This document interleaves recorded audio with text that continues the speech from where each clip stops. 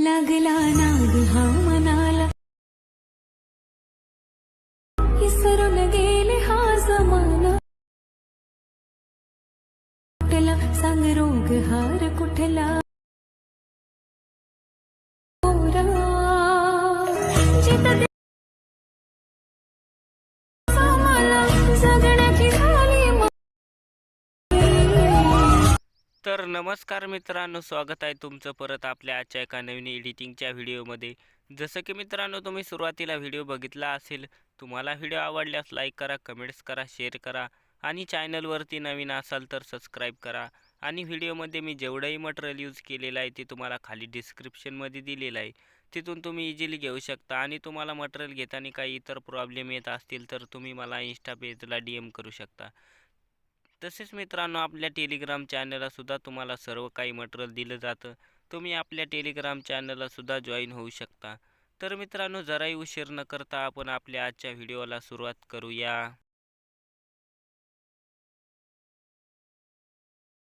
तर मित्रांनो, तुम्ही सर्वात आधी काय करायचे, जे काही मी तुम्हाला डिस्क्रिप्शनमध्ये प्रीसेट लिंक दिलेले आहेत बिटमार्क आणि शेक इफेक्टच्या, त्या लाईट मोशनमध्ये इनपुट करून घ्यायच्यात. इनपुट करून घेतल्याच्या नंतर बिटमार्क प्रोजेक्ट ओपन करून घ्यायचा आहे.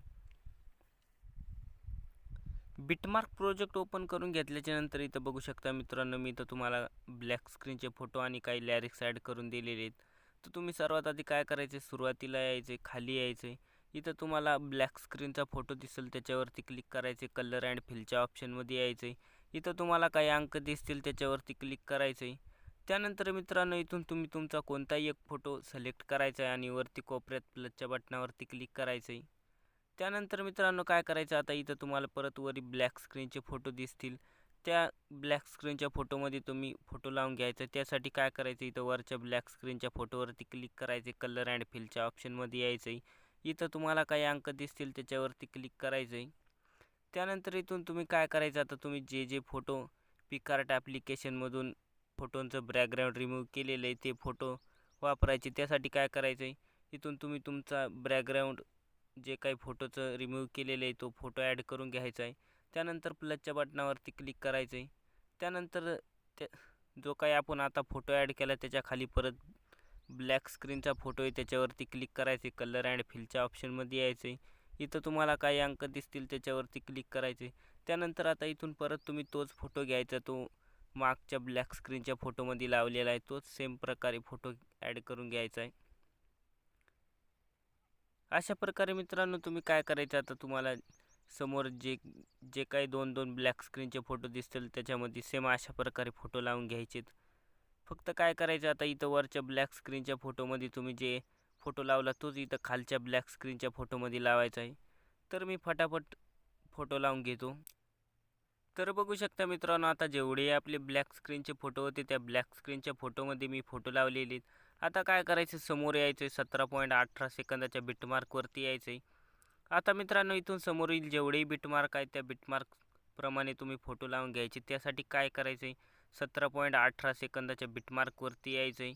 इथं आल्याच्या नंतर प्लसच्या बटनावरती क्लिक करायचं आहे. मीडियाच्या ऑप्शनमध्ये यायचं आहे. इथं आल्याच्या नंतर मित्रांनो तुम्ही तुमचा फोटो ॲड करून घ्यायचा आहे. फोटो ॲड केल्याच्या नंतर समोरच्या बिटमार्कवरती यायचं आहे आणि जी काही फोटोची लेअर आहे इथपर्यंत ओढून घ्यायचं आहे आणि जर जास्त असेल तर कमी करून घ्यायचे. अशा प्रकारे तुम्ही प्रत्येक बिटमार्कप्रमाणे फोटो लावून घ्यायचेत. आणि जर मित्रांनो तुमचा जर फोटो छोटा असेल तर फोटोवरती क्लिक करायचे, वरती कोपऱ्यात 3 डॉटवरती क्लिक करायचं आहे आणि जे काही 5 नंबरला फिल कंपोजिशन एरिया नाव आहे त्याच्यावरती क्लिक करायचं आहे. तर अशा प्रकारे मित्रांनो तुम्ही प्रत्येक बिटमार्कप्रमाणे फोटो लावून घ्यायचे. तर मी फटाफट फोटो लावून घेतो. तर बघू शकता मित्रांनो, आता शेवटपर्यंत आपले जेवढेही बिटमार्क होते त्या बिटमार्कप्रमाणे मी फोटो लावून घेतलेले आहेत. आता काय करायचं, शेवटी यायचं आहे. इथं खाली बघू शकता मित्रांनो, मी इथं तुम्हाला इमोजीची PNG ॲड करून दिलेली. आता काय करायचं, त्या इमोजीच्या समोरील जी काही खाली जागा आहे त्याच्यावरती क्लिक करून ठेवायचं आहे आणि PNGला वरी घ्यायचं आहे, फोटोच्या वरती घ्यायचं आहे.